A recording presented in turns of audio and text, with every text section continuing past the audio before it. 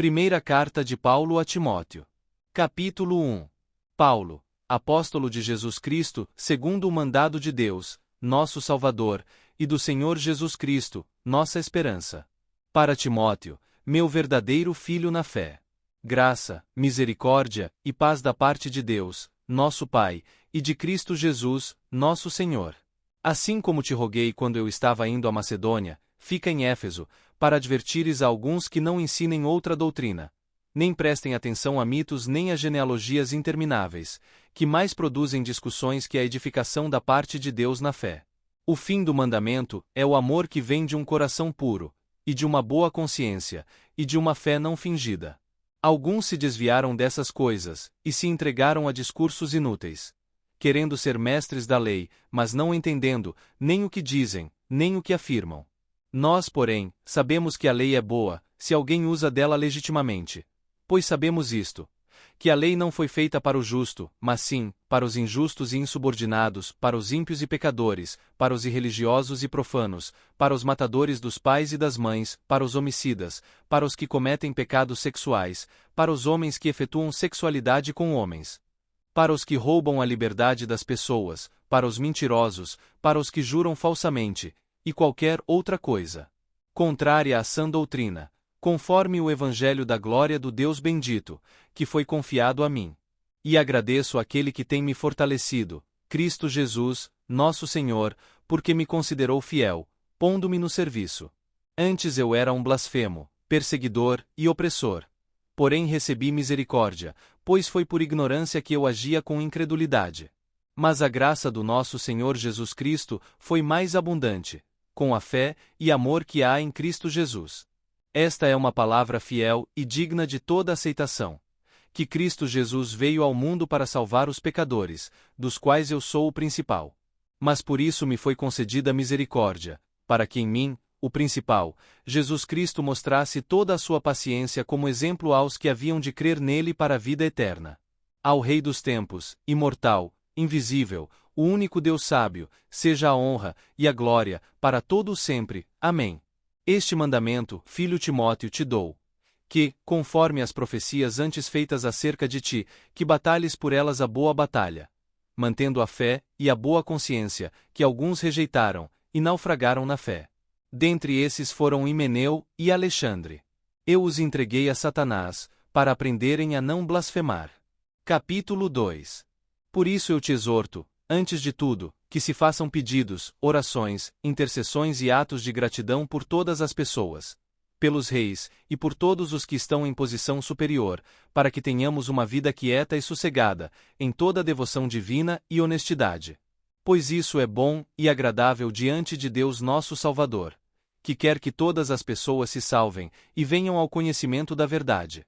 Pois há um só Deus, e um só mediador entre Deus e os seres humanos, o humano Cristo Jesus.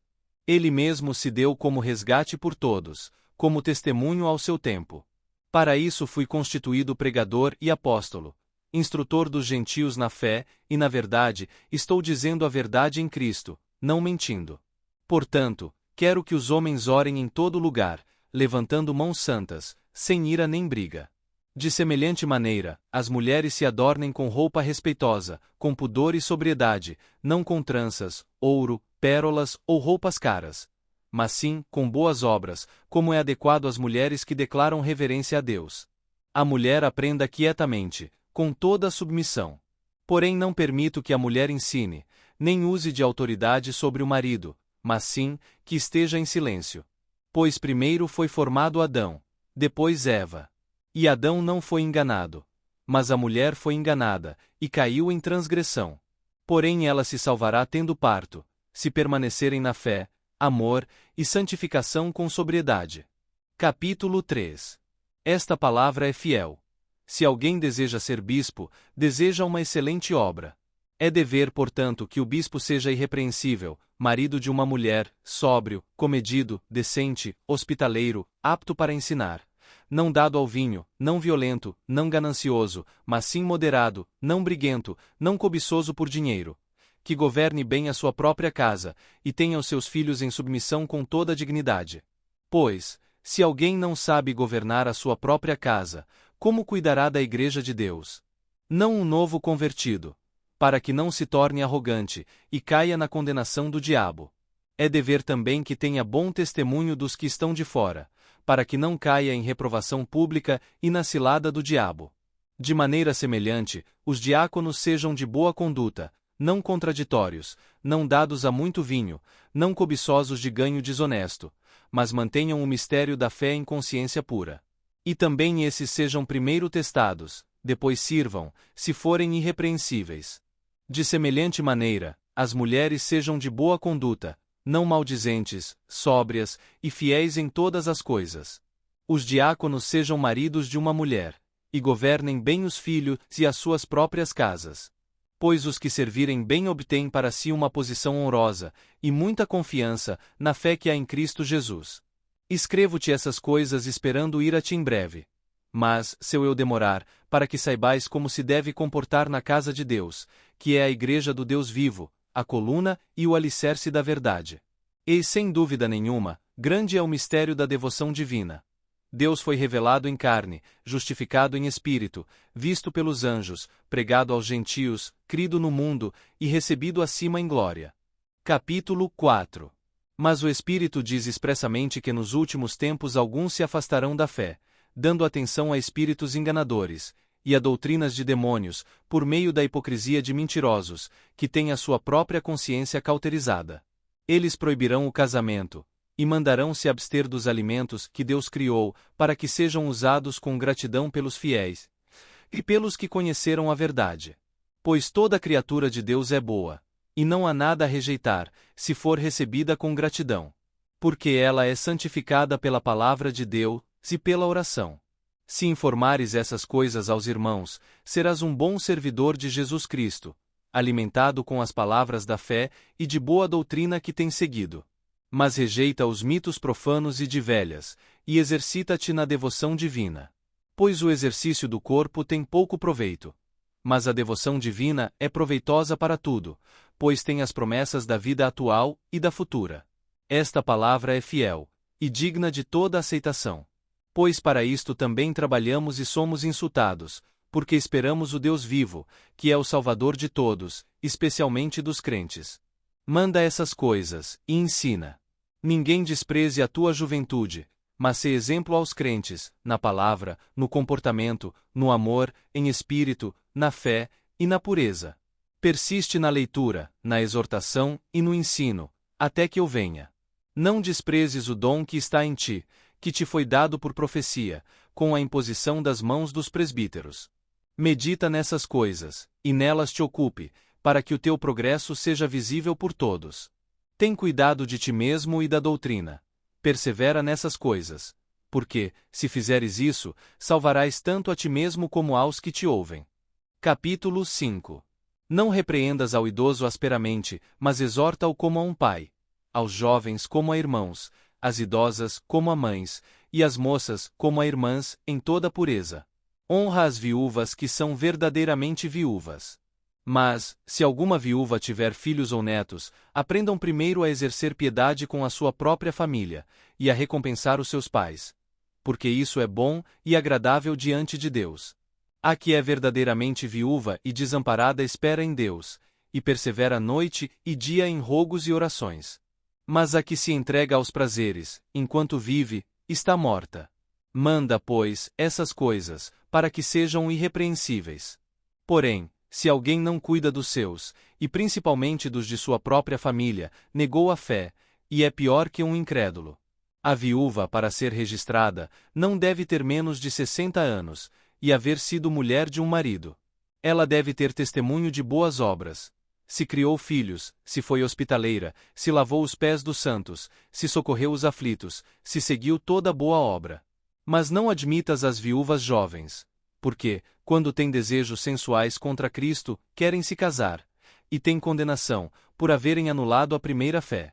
E além disso, também aprendem a andar ociosas de casa em casa. E não somente ociosas, mas também fofoqueiras e curiosas, falando o que não se deve.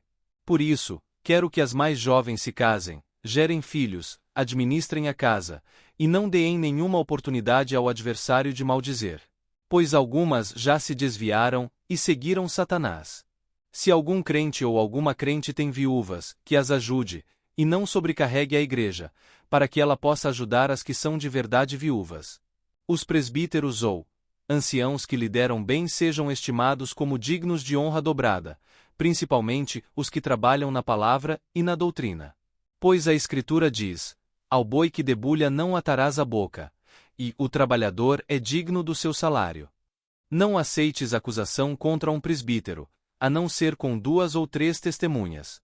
Aos que pecarem, repreende-os na presença de todos, para que os outros também tenham temor. Ordeno-te, diante de Deus, do Senhor Jesus Cristo, e dos anjos escolhidos, que guardes essas coisas sem preconceitos, fazendo nada por favoritismo. A ninguém imponhas as mãos apressadamente, nem participes dos pecados alheios. Conserva-te puro. Não bebas mais somente água, mas usa também de um pouco de vinho, por causa do teu estômago, e das tuas frequentes enfermidades. Os pecados de algumas pessoas são evidentes antes mesmo do juízo, mas os de algumas são manifestos depois. Semelhantemente, também, as boas obras são evidentes, e as que não são assim não se podem esconder. Capítulo 6. Todos os servos que estão sob escravidão estimem aos seus senhores como dignos de toda a honra, para que o nome de Deus e a doutrina não sejam blasfemados. E os que têm senhores crentes não os desprezem por serem irmãos. Pelo contrário, que os sirvam melhor, pois os participantes do benefício são crentes e amados. Ensina e exorta estas coisas. Se alguém ensina doutrina diferente, e não concorda com as sãs palavras do nosso Senhor Jesus Cristo, e com a doutrina que é conforme à devoção divina, é presunçoso, e nada sabe. Em vez disso, se interessa de maneira doentia por questões e disputas de palavras, das quais nascem invejas, brigas, blasfêmias, suspeitas maldosas, discussões inúteis de pessoas corrompidas de entendimento, e privadas da verdade, que pensam que a devoção divina é um meio de lucrar. Afasta-te dos tais. Mas grande lucro é a devoção divina acompanhada de contentamento. Pois nada trouxemos ao mundo, e é evidente que nada podemos levar dele. Mas se tivermos alimento e algo com que nos cobrirmos, estejamos contentes com isso. Mas os que querem ser ricos caem em tentação, armadilha, e em muitos desejos insensatos e nocivos, que afundam as pessoas na destruição e perdição. Pois o amor ao dinheiro é raiz de todos os tipos de males. Alguns o cobiçam, e então se desviaram da fé, e perfuraram a si mesmos com muitas dores. Porém tu, homem de Deus, foge dessas coisas. Segue a justiça, a devoção divina, a fé, o amor, a paciência, a mansidão. Que lutes a boa luta da fé. Agarra a vida eterna para a qual também foste chamado, e confessaste a boa confissão diante de muitas testemunhas. Mando-te diante de Deus, que dá vida a todas as coisas, e de Cristo Jesus, que diante de Pôncio Pilatos testemunhou a boa confissão, que guardes este mandamento sem mancha nem motivo de repreensão, até a aparição do nosso Senhor Jesus Cristo. Essa nos seus tempos mostrará o bendito e único soberano, o Rei dos reis e Senhor dos senhores, o único a ter imortalidade e que habita em luz inacessível. Aquele a quem nenhum ser humano viu, nem pode ver, a ele seja honra e poder para sempre. Amém. Manda aos ricos desta era que não sejam soberbos, nem ponham a esperança na incerteza das riquezas, mas sim no Deus vivo, que nos dá abundantemente todas as coisas que são para alegria. Que façam o bem, sejam ricos em boas obras, dispostos a compartilhar e generosos. Que acumulem para si mesmos um bom fundamento para o futuro, para que obtenham a vida eterna. Timóteo, guarda o depósito que te foi confiado, evitando conversas vãs e profanas, e controvérsias do que é falsamente chamado de conhecimento, que alguns declararam seguir e se desviaram da fé. A graça seja contigo. Amém.